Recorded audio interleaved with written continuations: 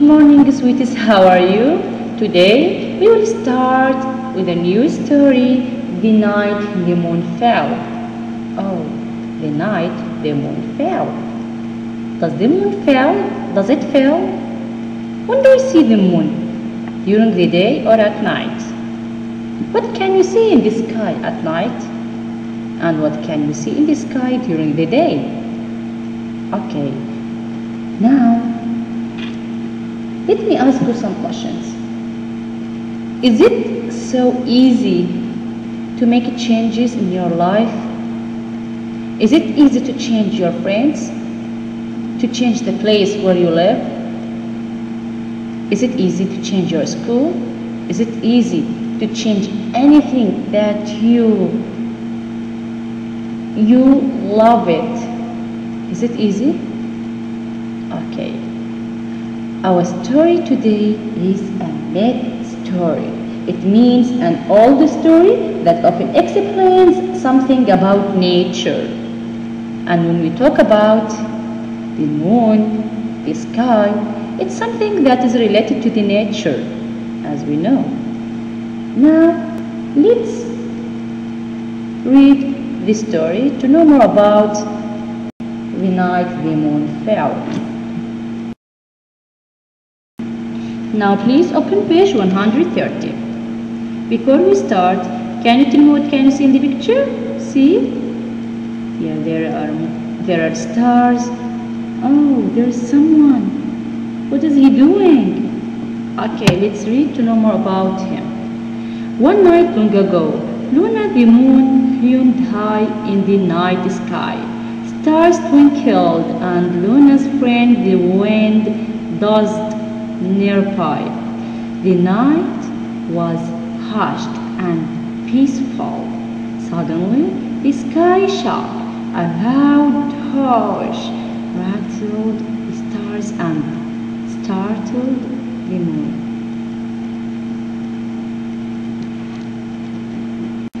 Luna's grandfather had shot his blowgun, and Luna jumped in surprise. She lost her balance and started to roll and roll. Luna rolled through stars and she rolled through clouds. She rolled down to the earth and splashed into the ocean's cold, dark waves. She broke into shimmering slivers and bits on the sandy bottom of the sea. Now open page 131. The huge sky became black and still as the deepest ocean. Stars shut their eyes, flowers bowed their heads, and all the birds in the world rose looking for the moon. They flew into loud storms. They soared down black canyons. They darted into huge caves calling. Luna, come back. Bring us your light. Shine your white light for us tonight. Silence. Luna's amigo, the wind raced up mountains, whispering and then roaring. Luna, come back. Bring us your light. Shine your white light for us tonight. All the world waited. All the world listened. Silence. Where was the moon? The tiny fish at the bottom of the sea. They saw Luna's white glow and they heard her lonely song. Where am I? Where is this sky? Broken, sad, lost am I? The fish swam around and around the broken moon. What can we do? What can we do? They whispered. We'll be your friends, said the tiniest fish. What's your name? Luna. The moon sniffed.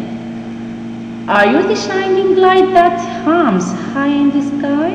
Asked the roundest fish. Luna sniffed. I was the light high in the sky. Now broken, sad, lost am I. Now, page 133. Now, do you think the tiniest fish will help Luna? Why do you think? What do you think that they will do with her. The tiny fish and Luna looked up together.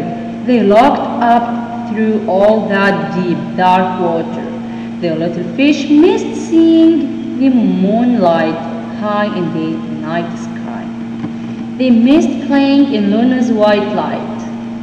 In a sad voice, Luna sighed. "Oh, sweet fish, how sad am I! I miss my home high in the sky."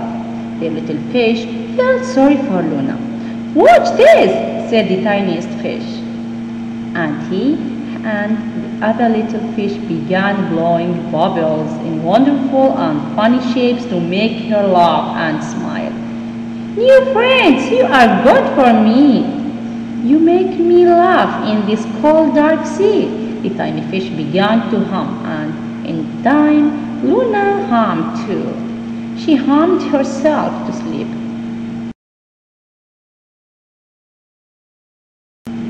So the tiniest fish became friends with Luna. They started playing with her. Okay, now please let's open page 134 to know more what happened with them. When she woke, Luna looked around.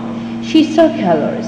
She saw forest coral and kelp, goldfish that glistened and bluefish that flew. Seahorses galloped gently by, and starfish waved their lavender arms. "Yes," said the roundest fish, "our water world is beautiful too." "Oh," said Luna, gasping at all the spinning silver whirls, and her surprise, "Oh," rose into glowing bubbles. Now page 135. But a large dark shape with eyes cold as stones brushed by. Bright fish darted away. Luna stopped smiling and rolled into a nearby cave. "He's gone now, Luna," called the roundest fish. "High or low, there is danger, but I know you are clever and brave." "Am I?" asked Luna. But deep inside she knew she was. She said, "I tell my friend the wind, all you need is part of you. Ask yourself what you should do." The roundest fish said, "Luna, ask yourself what you should do, and we'll help." "Let me think," said Luna. She thought and she thought, and the tiny fish hummed softly to help her thinking.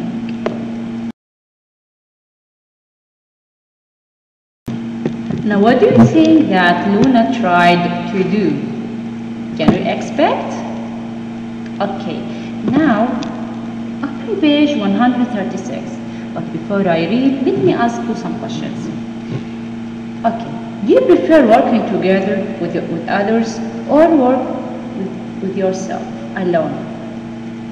Do you think that when you work, when you have a danger, when you face a danger, you can face it by yourself, or if you have others with you, you will be able more to face this danger?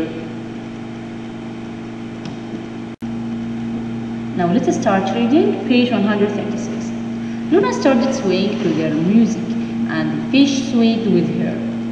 Then Luna began to hum and to roll to her music, and as she rolled in the strange new land, she began to collect herself. "How can we help you?" asked the tiniest fish. Luna sang, "All you need is part of you. Ask yourself what you should do." The tiny fish thought and thought. They whispered, "Bzz, bzz," and then they knew what to do.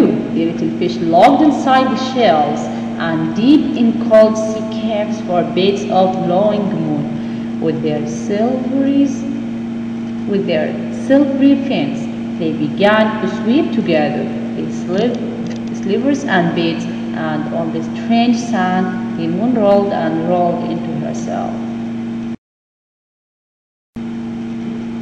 Now, page 137. See Luna? So Luna with her friends, the tiniest fish. So what are the colors of Luna? Okay, let's read to know more about what happened with them. She said, "Babysitters, little fish, swallow me whole. Please grant my wish." The fish swam round Luna, patching and smoothing. With their silvery fins, they smoothed her roundness. Luna laughed at the tickly fins. When she studied herself, Luna knew she needed just a bit of her friends to stay together. So she said, "Now what I need is part of you. Will you be my silvery glue?" So she said, "Now what I need is part of you. Will you be my silvery glue?"